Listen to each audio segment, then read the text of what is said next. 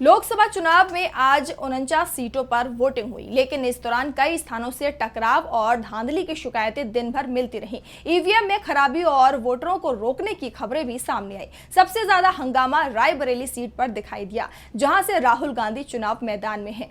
देखिए ये रिपोर्ट। पांचवें चरण की वोटिंग को लेकर सुबह से ही लोगों में उत्साह दिखाई दे रहा था। मतदाता वोटिंग की लाइन में खड़े थे, लेकिन कई जगह सुबह ही ईवीएम धोखा दे गई। सुबह 7 बजे वोटिंग शुरू होने के कुछ ही देर में चुनाव आयोग के सामने शिकायतों का अंबार सा लग गया। ईवीएम को लेकर सबसे ज्यादा शिकायतें यूपी से हुई। इसमें रायबरेली में सबसे ज्यादा ईवीएम खराब होने की सूचना मिली। ईवीएम खराबी को लेकर यूपी कांग्रेस प्रभारी अविनाश पांडे ने चुनाव आयोग से ही सवाल कर दिया कि क्या सारे खराब ईवीएम रायबरेली भेज दिए गए हैं। यहाँ राहुल गांधी आज सुबह से ही मैदान में डटे रहे और एक बूथ से दूसरे बूथ का निरीक्षण करते रहे।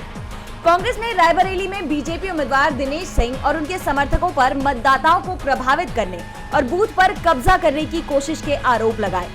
यूपी कांग्रेस ने कहा कि बीजेपी उम्मीदवार कांग्रेस के बूथ एजेंटों को बैठने तक नहीं दे रहा।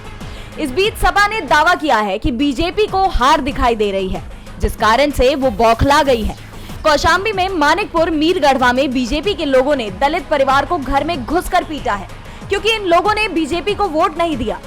सीसीटीवी में पूरी घटना रिकॉर्ड हुई है। सपा ने चुनाव आयोग में शिकायत की, पर कोई कार्रवाई नहीं हुई है। वहीं पश्चिम बंगाल में टीएमसी और बीजेपी के बीच कई जगह टकराव की खबरें आई हैं।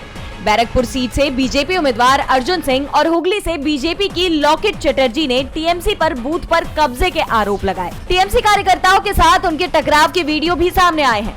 तो दूसरी तरफ टीएमसी ने केंद्रीय सुरक्षा बलों पर बीजेपी के पक्ष में वोटिंग कराने के आरोप लगाए हैं। पांचवें चरण में बिहार की सारण सीट पर भी वोटिंग हो रही है, जहाँ लालू यादव की बेटी रोहिणी आचार्य का बीजेपी के राजीव प्रताप रूडी से मुकाबला है। रूडी ने यहाँ कई बूथों पर धांधली के आरोप लगाए हैं। और इस बीच बिहार की मधुबनी सीट पर मतदान संख्या 75 के ग्रामीणों ने सड़क निर्माण की मांग को लेकर वोटिंग का बहिष्कार कर दिया है। डीवी लाइव की रिपोर्ट।